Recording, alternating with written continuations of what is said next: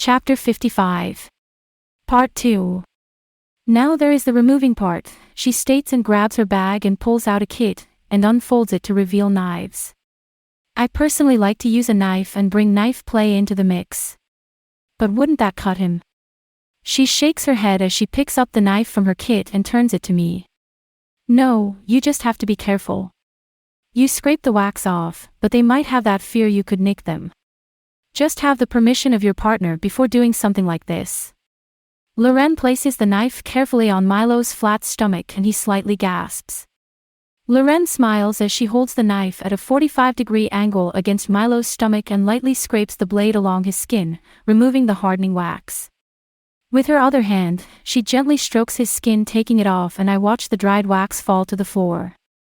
There are always other ways to remove the wax, not just with a knife.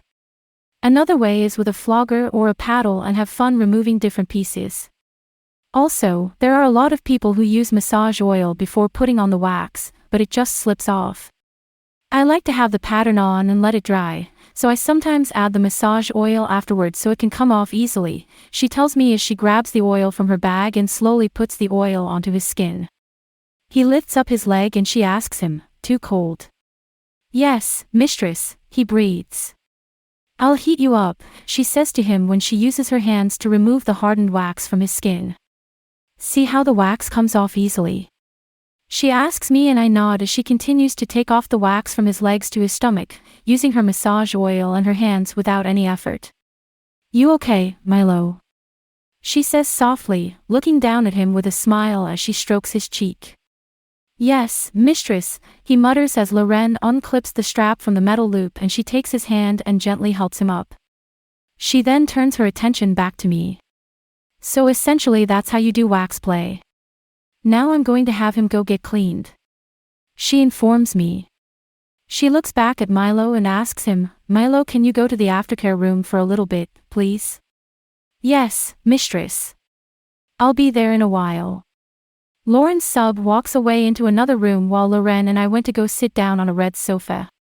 "Loren, you said you were with Chris before, does that mean you were a dom?"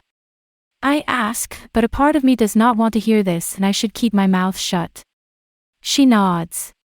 "Yeah, for a little bit, but it didn't really work because he wanted me to be submissive and that's not who I am. He was a switch, and I was dominant, it would never work out between us to last for a long time. Not that I don't like switches, but it's not my thing. There is something I wanted to ask you for a long time. Would you mind me asking another question, mistress?" She giggles. "Sushiana, you do not need to call me mistress when you are talking to me. And yes, you may ask me anything. When we're at work and you told me to watch out for him. What did you mean?" "I know, she wouldn't know he's part of the mafia, so it must be something else." "Well, at least I think she does not know about that." She looks into my eyes and shrugs. "I just meant he can be a dick. I knew he was into the BDSM lifestyle since he and I were together, so I thought you would not be into that, but seeing you're here looks like you like it," she slightly smiles. "But he can be cruel most of the time, and it makes for a very bad dominant. Of course, dominants are not perfect, however, you need to learn not to have a temper because it involves patience. Yes, he's a switch, but that means he's partially a dominant." She clears her throat and continues. "I remember he used to boss me around sometimes, like saying, 'We're going to do this because I said so.' But in order to be a top, you need to become a good leader by finding ways to reach the sub's goal.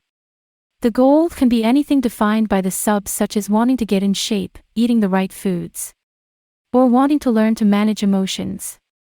The dominant provides the structure to help the sub reach their goal and develop themselves along the way. BDSM play can be used as a reward and punishment, but the goal is still in sight. Therefore, it is important for dominants to develop their leadership skills, and as a submissive, that means they have to keep that in mind during the process. Chris can be a good leader, I see that in him, but he needs to control that temper of his. You got to be calm when dealing with your submissives, not aggressive. Also, he never bonded with me, we didn't have a trusting open relationship. Of course, it doesn't mean being romantically involved, but it's so important when it comes to BDSM, she says, almost sadly. Maybe he is changed and opened up with his emotions. We didn't just separate it because I was a dominant and him wanting to try me being a sub, but also because he never opened up honestly to me. Not that this is none of my business, but has he opened up to you? She asks me, surprisingly. I nod as I look down. He has.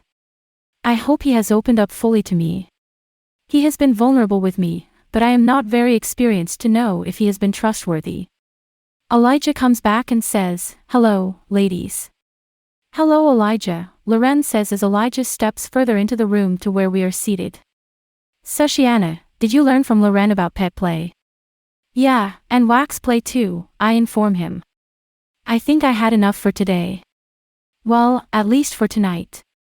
"It's good to go slow and not take in so much in one night," Loren tells me and Elijah agrees with a nod. I get off the couch and Elijah leads me to the door. "Sushiana, let's not bring this up like ever, at work. I wouldn't want people to know about my lifestyle," Loren says before I leave. "Don't worry, I won't," I say as I walk out the door.